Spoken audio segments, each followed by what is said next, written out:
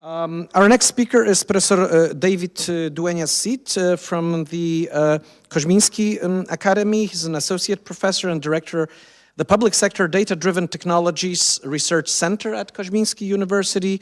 Previously, he was an Horizon 2020 Marii Skłodowska-Curie Widening Fellow at Gdańsk University of Technology and a researcher of the University of Tartu. He's an expert on e-democracy, internet voting, digital sociology, digital administration, and the presentation focuses on researching at the frontiers between political sciences, sociology, and information studies, trust and distrust in internet voting. Professor, the floor is yours, please.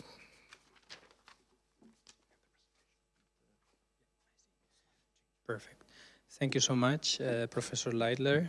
Professor Mushau-Kark, thank you also for raising the invitation. I guess that this is working well.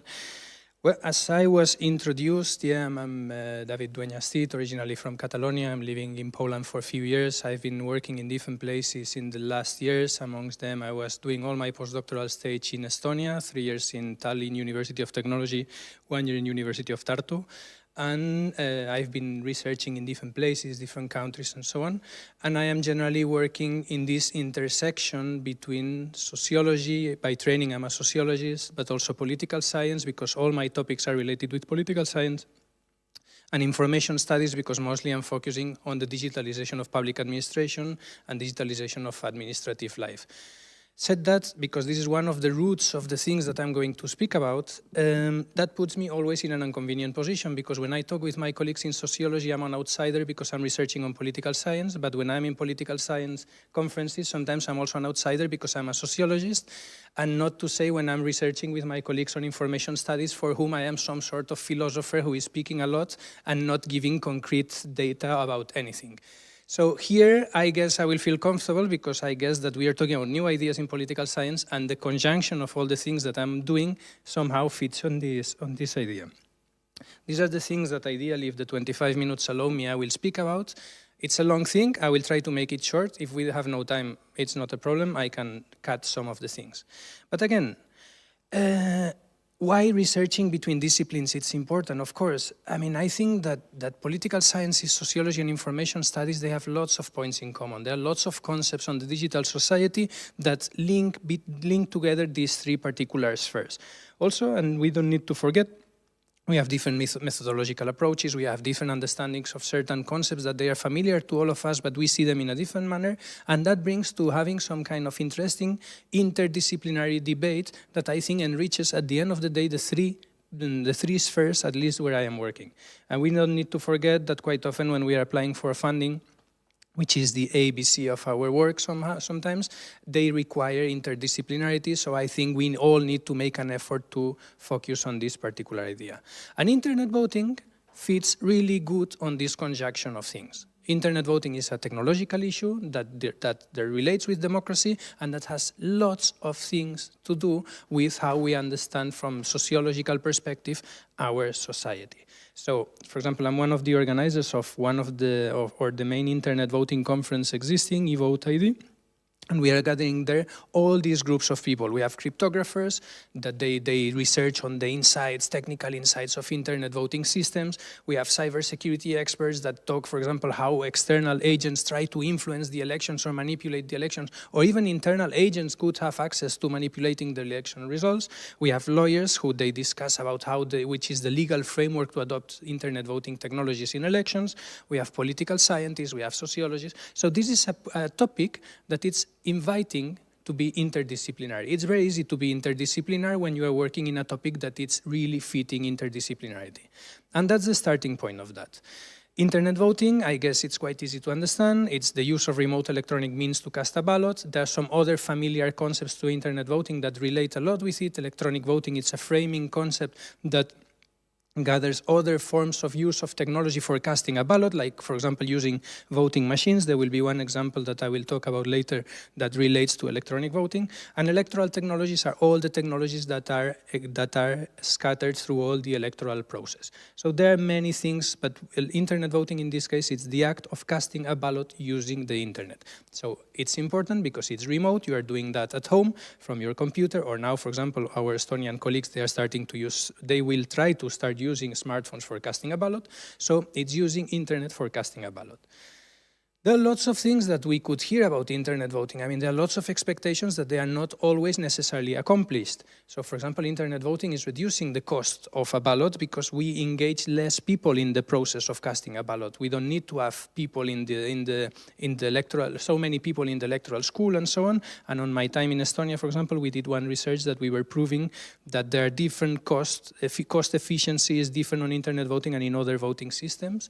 Internet voting increases the efficiency of electoral management, but at the same time, it also increases the organizational complexity because there is no country that is using just internet voting as the only way of casting a ballot. All of them are using internet voting in parallel to other systems, and then we need to integrate them when we are counting the results and when we are doing the things. Internet voting obviously increases the risk. Internet voting is many people have the expectation that internet voting is going to increase the turnout, but academia didn't find conclusive response to that. In some cases, like for expats voting, it seems that it increases the turnout. It was proven in the case of Switzerland, for example. In the internal voting, it's not always like that, but what is for sure is that it increases the convenience of the voting process because it makes it easy, under the assumption that if we make voting more convenient, more people will feel appealed to vote if they are willing to do it. Internet voting helps creating habit. People who use internet voting, they are not coming back to paper, and internet voting has a potential of transforming some things on our understanding of elections in the way that if we create an internet voting system, we can, for example, have elections more often because we have already the system in place and it's not so costly to call for elections again because we have already a system that it's working.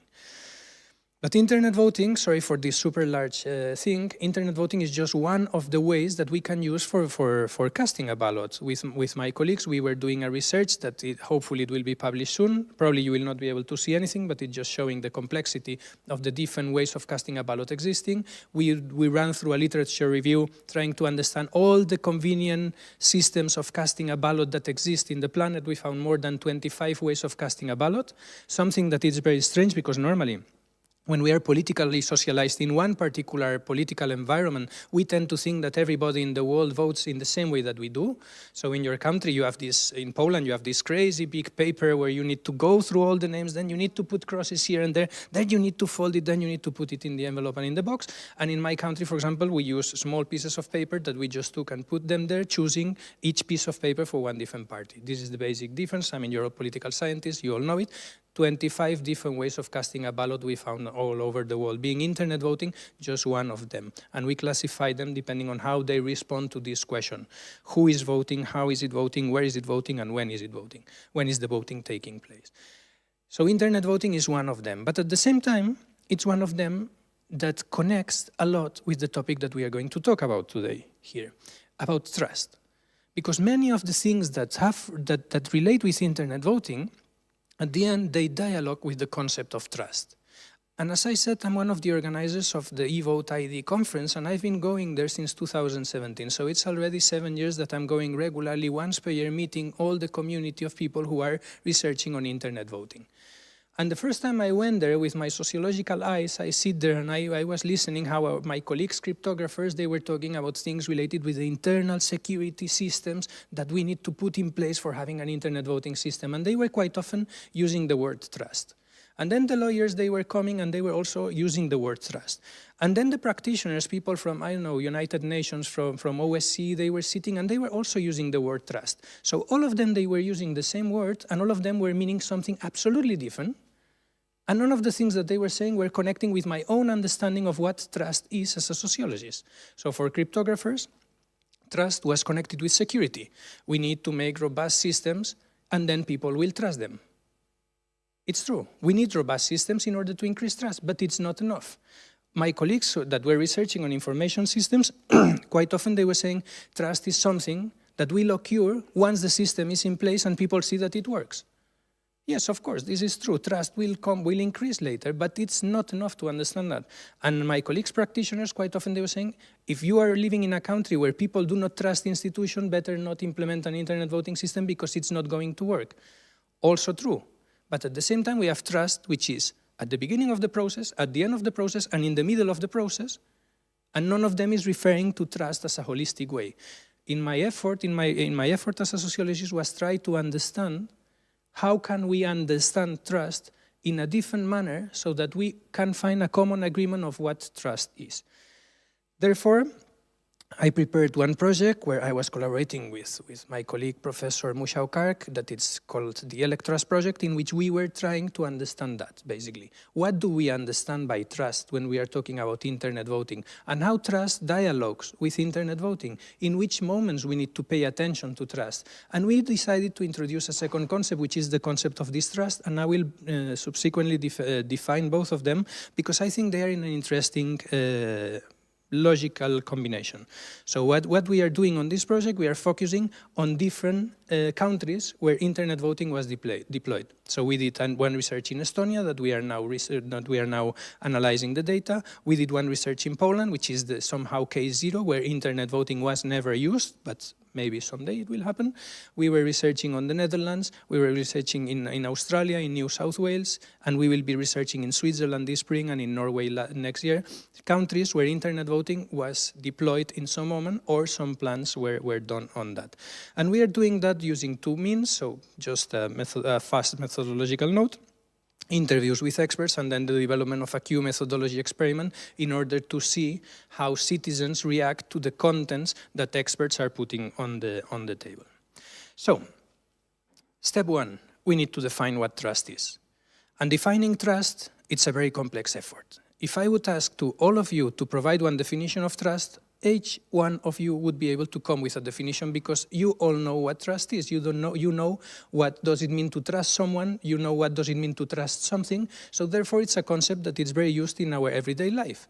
And that makes it very difficult to define from a scientific perspective. When everybody knows the definition of something, having a definition that gathers the understanding of everyone turns to be a really complicated thing because everybody can focus on different parts of that. Also, trust has lots of neighboring concepts. It's not the same, the concept of trust and the concept of trustworthiness. It's not the same, the concept of confidence. So going in the literature, sometimes these concepts are used interchangeably, but it's not the case because they refer to some other different parts. And finally, is the relation between trust and distrust. One of the things that we put checking the literature is that first, trust is a human mechanism to reduce complexity.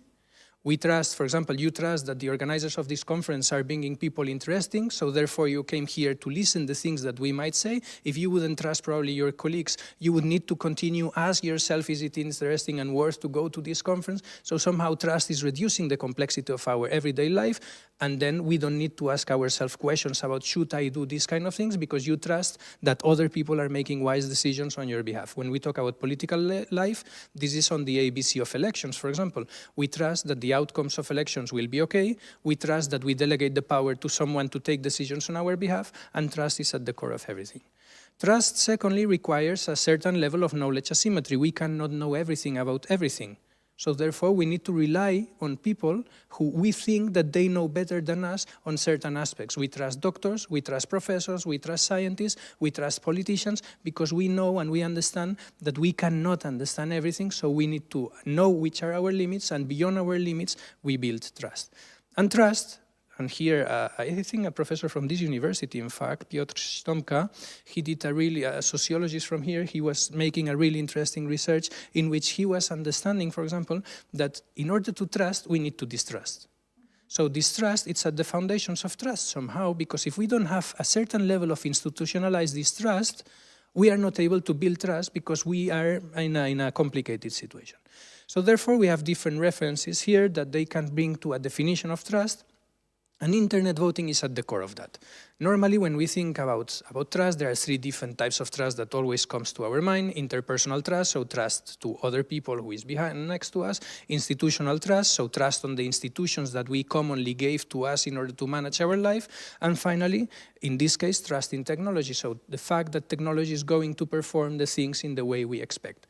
And internet voting, interestingly, gathers all of them. Because internet voting works because we have a sort of technology that we need to trust, that we need to rely that this technology is going to do the things in a proper manner, but we also need to trust on institutions that are implementing technology. For example, connected with the previous speech, Russia has an internet voting system. Generally, people do not trust much on the Russian internet voting system, not because the technology is going to be good or bad, but because institutionally we don't trust that the democratic systems of Russia are going to work good. Therefore, we don't trust whatever tool they are using for making whatever decision they need to make. And interpersonal trust, for example, because I'm thinking quite often when I'm making my research on people from older generations, and for example, I would ask myself, would my father or my mother use internet voting because a cyber cryptographer would tell them that the system is cryptographically sound and proof and nobody can attack it? No, my father or my mother would use internet voting after consulting either me, either my sister, either some of their friends. So interpersonal trust is at the core of some types of election of technology adoption, and therefore we need also to consider that when we are talking about internet voting. Second point, I said that we have also the concept of distrust. Normally, and here comes an interesting, in my opinion, let's say philosophical turn on the definition of that, we normally tend to consider trust and distrust as the opposite ends of the same logical continuum. So we can draw a line and we can put ourselves in one position depending on how much we trust or how much we distrust and so on. And in this project we try to do something different and consider trust and distrust as two obviously related but separate concepts that we need to understand different. The same things that bring me to trust, they are not the things, the essence of which will bring me to distrust. So we need to understand trust as distrust as two different concepts. And that allows finding elements, for example, that they are bringing today trust but tomorrow distrust. Finding elements that are bringing trust and distrust at the same time for different communities. Elements that, I don't know, interesting connections, as we will see at the end, or interesting paradoxes on how we build trust or we build distrust. And more important for people who are practitioners in political science, how can we define strategies for building trust? And how can we find strategies for managing this trust? Because trust is something that we build, and distrust is something that institutions manage in order to continue working in a proper manner. One interesting gap, when we look at the literature, and we see, and we put, for example, in Google Scholar, I know, research on trust, we can find lots of references that we can refer to. But when we put research on distrust, this is not the case. So there is a clear gap on researching distrust. We know how trust is built, we know strategies and so on, but in distrust this is not existing. And therefore there is an interesting gap also open for whoever of you who is interested in researching on this particular field. There is a dog crying on the distrust corner research that is waiting for somebody to care of. Then, some inputs from our research. As I said, this is an ongoing project. We are still working on that. Some of these conclusions are preliminary conclusions that we are building upon the data that we collected in order to reinforce them and so on. But there are some interesting things that bring to some other questions for further analysis. It's interesting because till now we have been two people from Spain talking about elections in Poland. It seems like some kind of span-splaining, so that we are foreigners coming here to explain you how democracy works in your country. And it's not the case, but we are analyzing it because it's an interesting case.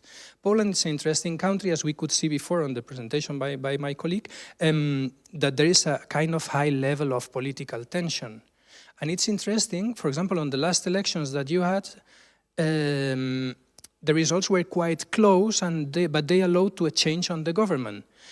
Interestingly, if we would ask probably the people in Poland, do you trust your institutions or do you trust your government, that would be totally politically biased. So some people, if my party is in government, I trust them. If my party is in opposition, I don't trust them at all because they are the worst thing ever happened to my country. But when the results were announced by the public television based on exit polls, there were already some of them that were super happy and some of them that were already crying, even if no vote was still counted. So therefore, there was an interesting trust transition from a country that I don't trust institutions to I blindly trust exit polls. And that's an interesting thing, because in places where trust is not existing on institutions, quite often we gather some other elements to build our trust on something that we want to believe that it will happen like that. And I remember the results on the elections were pretty close, so if they would not be counted in the proper manner, everything could change.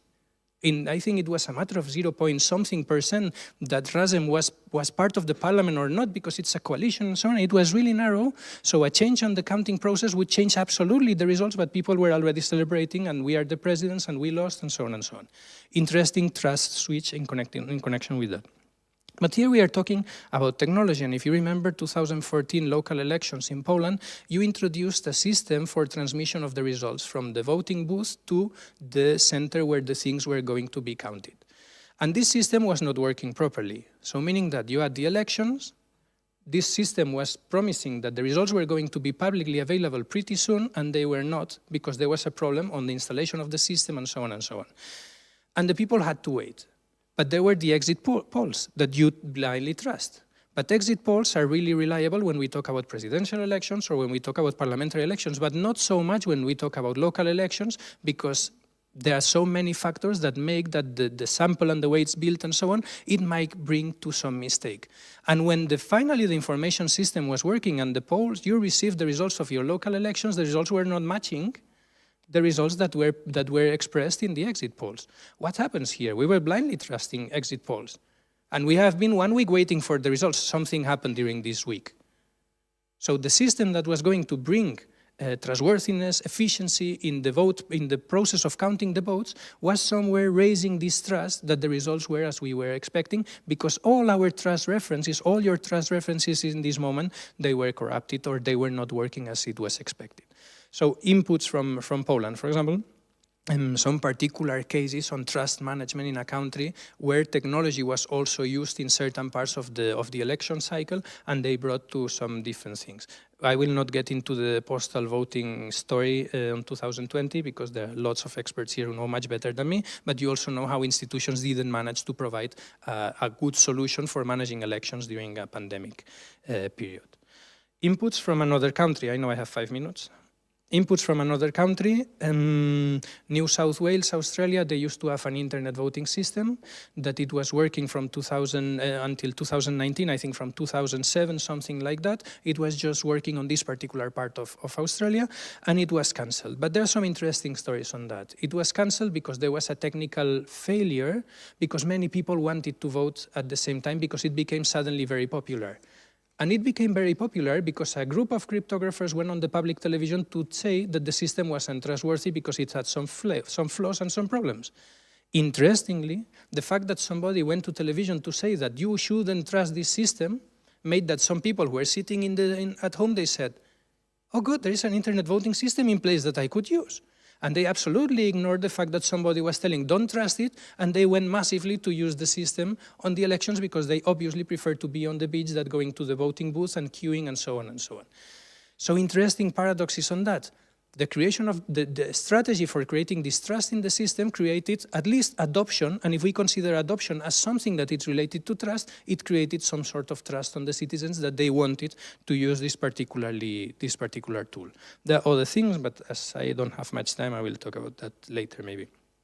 The case of Estonia, it's probably one of the most successful countries in the world in the installation of internet voting, from 2005 utilizing internet voting. After 20 years, they managed to get that more than 50% of the population is using internet voting, which is a world record on that. There is no country with higher proportion of internet voting users compared with the people who could use that. But still, there are some voices that distrust internet voting system, although Estonian internet voting system, although it's the more generally trusted system existing in the planet, there are some voices that they say that you shouldn't trust it, and mostly come from the far-right parties in Estonia, that using the same strategy as Donald Trump with postal voting, they managed to create an interesting system in which on their campaign they are saying, don't go to vote on internet voting because internet voting is not working good because the government is changing your ballots, and then when the results come, they say, you see, we have no voters on internet voting. That proves that obviously the government is changing the results on internet voting. Of course, if you're telling your people don't vote using internet voting, they will not vote and the results are already there. So it's a winning legend, a winning story that will justify a political strategy. So distrust can come from external outsider or from even internal members who want to delegitimize the use of technology in elections, although probably it's one of the most secure systems existing ever. Finally, 1.5 minutes I have.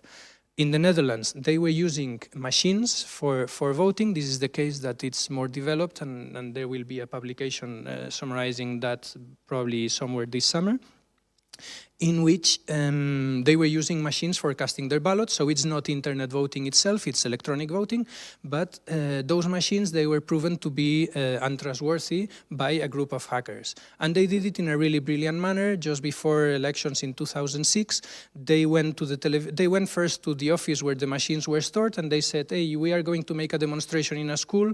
Could you borrow us one of these machines? Of course, who says no to somebody who is with good intention saying that they will make a demonstration in the school for democratizing the country and showing how elections work and so on. And of course, this hacker just opened the machine, they put a chip on the machine, and then they went to the television to prove that the machines could be hacked.